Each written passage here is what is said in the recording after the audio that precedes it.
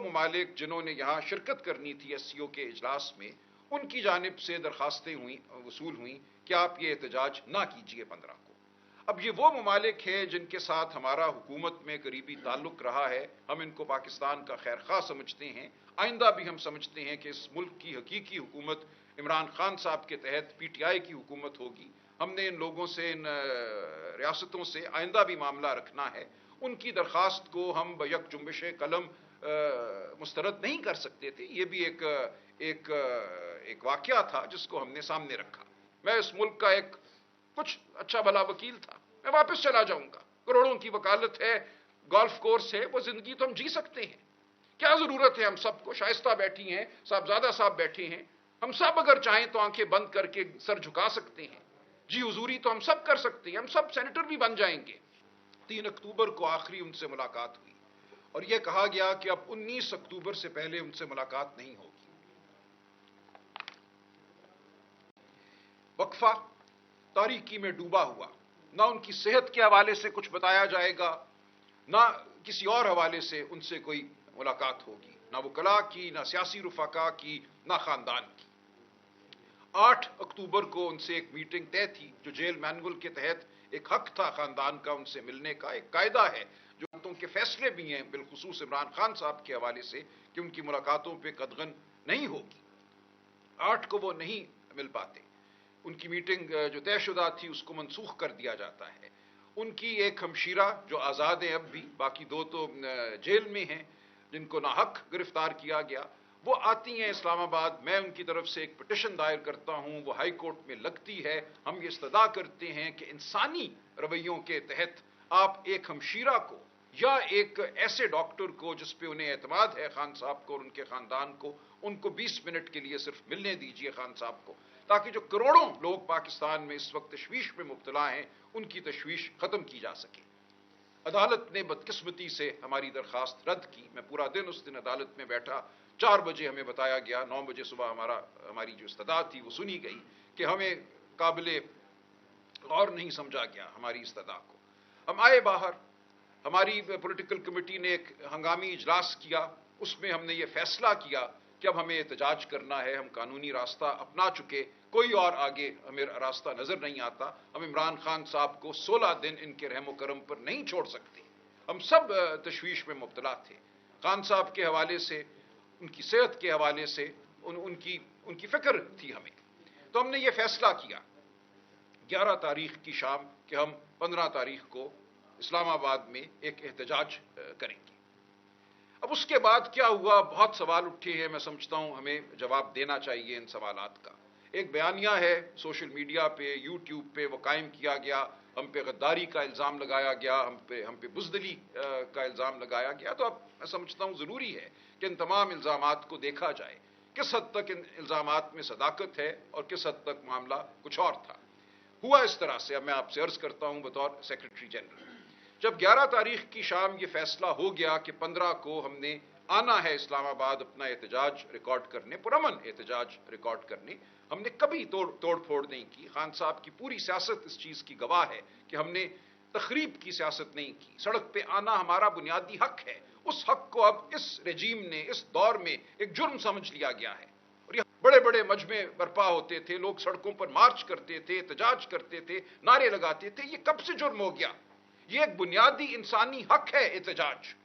اس احتجاج کو آپ نے جرم کا نام دیا، آپ نے کہا جو آئے گا ہم اس کو مار پیٹ کے ختم کر دیں گے، اس کو مبہوس کریں گے، مقدمہ بنائیں گے یا مقدمہ نہیں بنائیں گے، اس کو اغوا کر کے کسی کال کوٹڑی میں ڈال دیں گے۔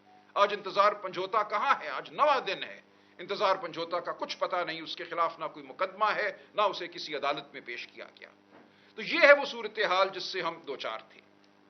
12-13 تاریخ کے دوران مجھے مختلف علاقوں سے، پنجاب، خیبر پختونخوا اور اس سے آگے بھی، MPA حضرات کے فون آئے، تقریباً 70-75 MPA حضرات کے مجھ سے رابطہ ہوا، اور مجھے یہ کہا گیا کہ جو فسطائیت کا عالم ہے اس وقت 4 اور 5 اکتوبر کے بعد، جتنے لوگ ہمارے اٹھا لیے گئے ہیں، بے گناہ لوگ اٹھا لیے گئے ہیں، جو بچوں کو مارا پیٹا گیا ہے، تو ہم اس وقت اس قابل اپنے آپ کو نہیں پاتے کہ ہم اسلام آباد صحیح طریقے سے آ سکیں۔ ہم روپوش ہیں، ہم گھر سے باہر نکلنے کی کی حالت میں نہیں ہیں. تو اس حوالے سے یہ کہا گیا کہ اس بارے میں غور کیا جائے. شاید ہم اس طریقے سے اسلام آباد نہ پہنچ سکیں جو ہمارے راستے میں کنٹینر لگائے جائیں گے, جو ہم پر شیلنگ ہوگی, جو مار پیٹ ہوگی. پہلے ہی ہم اپنے بہت سے لوگ کھو بیٹھے ہیں جو حکومت خانوں میں ہیں, جو تھانوں میں ہیں. تو غور کیجیے. ہم نے یہ بات پولیٹیکل کمیٹی کے سامنے رکھی. اس پہ غور جاری تھا. ہم سمجھتے تھے کہ اس کے باوجود ہمیں اپنا احتجاج جو ہے وہ ریکارڈ کرنا چاہیے کہ ہمیں مختلف ایمبسیز سے, دوست ممالک کی ایمبسیز سے, وہ ممالک جنہوں نے یہاں شرکت کرنی تھی ایس سی او کے اجلاس میں, ان کی جانب سے درخواستیں وصول ہوئیں کہ آپ یہ احتجاج نہ کیجیے 15 کو. اب یہ وہ ممالک ہیں جن کے ساتھ ہمارا حکومت میں قریبی تعلق رہا ہے. ہم ان کو پاکستان کا خیر خواہ سمجھتے ہیں. آئندہ بھی ہم سمجھتے ہیں کہ اس ملک کی حقیقی حکومت عمران خان صاحب کے تحت پی ٹی آئی کی حکومت ہوگی. ہم نے ان لوگوں سے, ان ریاستوں سے آئندہ بھی معاملہ رکھنا ہے. ان کی درخواست کو ہم بیک جنبش قلم مسترد نہیں کر سکتے تھے. یہ بھی ایک واقعہ تھا جس کو ہم نے سامنے رکھا. اسی طرح ہمارے جو اس وقت آئین کی بقا میں جو ہماری جد و جہد ہے, اس میں جو ہمارے حلیف ہیں مولانا فضل الرحمان اس میں سر فہرست ہیں. ان کا کردار جو ہمارے سامنے آیا ہے, جو انہوں نے ثابت قدمی دکھائی ہے, یہ میں سمجھتا ہوں انشاءاللہ قائم رہے گی اور پاکستان کی تاریخ میں سنہرے حروف میں لکھی جائے گی. ان کی جانب سے بالخصوص ایک درخواست آئی کہ یہ نہ کیجیے آپ. ہم نے کوئی اس پہ جواب نہیں دیا حتمی ان کو, لیکن یہ تمام معاملات ہم نے سامنے رکھے پولیٹیکل کمیٹی کے کہ اب ہمیں کیا کرنا چاہیے. ہمارے سامنے خان صاحب کی صحت, ان کی زندگی سب سے مقدم امر تھا. ہم سمجھتے تھے کہ یہ کہہ دینا کہ ان سے ملاقات نہیں کرائی جائے گی, معالج کو نہیں ملایا جائے گا, یہ غلط رویہ تھا. اس کے خلاف احتجاج ہمارا حق تھا. 14 تاریخ کے دوران مجھ سے اور دیگر ہماری لیڈرشپ کے افراد سے رابطے ہوئے حکومت کی جانب سے, اور یہ کہا گیا کہ آپ ڈاکٹر عاصم یوسف کو بلوا لیجئے, ہم دیکھ لیں گے, انشاءاللہ ان کی ملاقات ہو جائے گی, جو خان صاحب کے اعتماد کے ڈاکٹر ہیں. یہ ہماری گفتگو ہوئی. عاصم یوسف صاحب ملک سے باہر تھے. میں نے ان کو فون کیا, ان کو ڈھونڈا, درخواست کی. وہ فوراً اگلی فلائٹ لے کر پہلے کراچی اور پھر کراچی سے اسلام آباد پہنچے.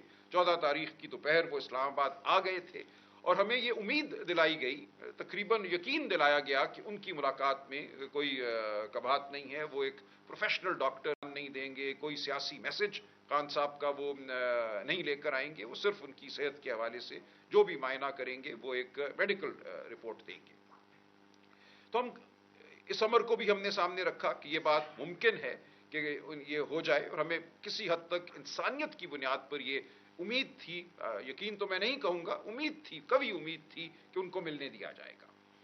جب یہ سارے عوامل 14 تاریخ کی شام سامنے رکھے گئے, ہمارے 70-75 ایم پی اے حضرات کی درخواست, دوست ممالک کی درخواست, ہمارے جو حلیف جو اتحادی ہیں ان کی درخواست, مولانا صاحب بالخصوص, اور یہ میں امکان ہی کہوں گا اس کو کہ ڈاکٹر عاصم یوسف کو ملنے دیا جائے. ان تمام چیزوں کو سامنے رکھ کر میں کہوں گا پولیٹیکل کمیٹی نے ایک فیصلہ کیا, اور دیانتداری سے فیصلہ کیا. میں اس تمام بحث میں میں موجود تھا جو پولیٹیکل کمیٹی میں ہوئی, اور ایک بحث ہوئی. ایسا نہیں ہے کہ یہ ایک آسان فیصلہ تھا, آسان فیصلہ ہرگز نہیں تھا. اس میں آراء تھیں, مختلف آراء تھیں, لیکن حتمی فیصلہ یہی ہوا کہ ہمیں ان تمام عوامل کو سامنے رکھتے ہوئے 15 تاریخ کو جو پروٹیسٹ ہے وہ نہیں کرنی چاہیے. ایک فیصلہ ہو گیا. اب یہ کسی کا صادر کرنا فرمان کہ یہ فیصلہ بدعہدی پر مبنی تھا, یہ غداری تھا, یہ میں آپ پہ چھوڑتا ہوں. جو بات ہوئی, جس طرح ہوئی, وہ واقعات میں نے آپ کے سامنے رکھ دی ہیں.